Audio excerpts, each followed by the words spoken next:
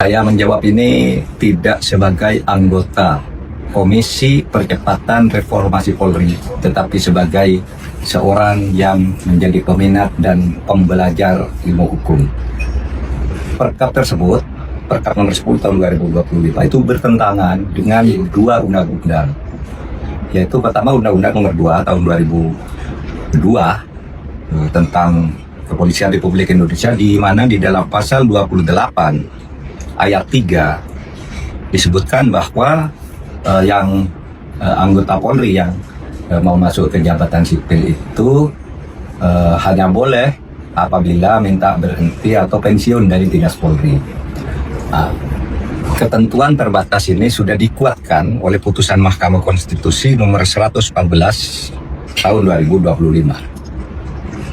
Perkap tersebut juga bertentangan dengan Undang nomor 20 tahun 2003 tentang ASN, terutama pasal 19 ayat 3 yang menyebut bahwa jabatan-jabatan sipil di tingkat pusat boleh diduduki oleh anggota TNI dan anggota Polri sesuai dengan yang diatur di dalam Undang-Undang TNI dan Undang-Undang Polri.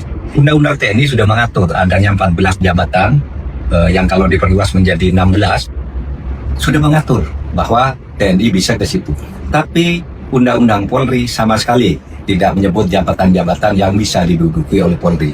Dengan demikian, ketentuan perkap itu kalau memang diperlukan, itu harus dimasukkan di dalam undang-undang. Tidak bisa hanya dengan sebuah perkap jabatan sipil itu diatur. Saudara juga tidak benar loh kalau mengatakan, loh, Polri itu kan sudah sipil, masa tidak boleh masuk ke jabatan sipil?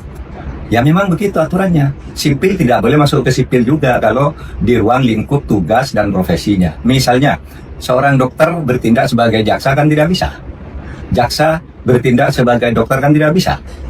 Dosen bertindak sebagai notaris kan tidak boleh. Dan seterusnya. Jadi dari sipil ke sipil pun ada pembatasannya. Nah, oleh sebab itu, saya kira harus diproporsionalkan agar asas legalitas tidak dipertentangkan dengan fakta-fakta keluarnya perkap yang sudah dibuat oleh Bapak Kapolri. Maaf, saya tidak bicara atas nama anggota Komisi Reformasi, karena anggota Komisi Reformasi tidak boleh membicarakan hal-hal semacam itu sebagai pendapat resmi, tapi saya sebagai dosen hukum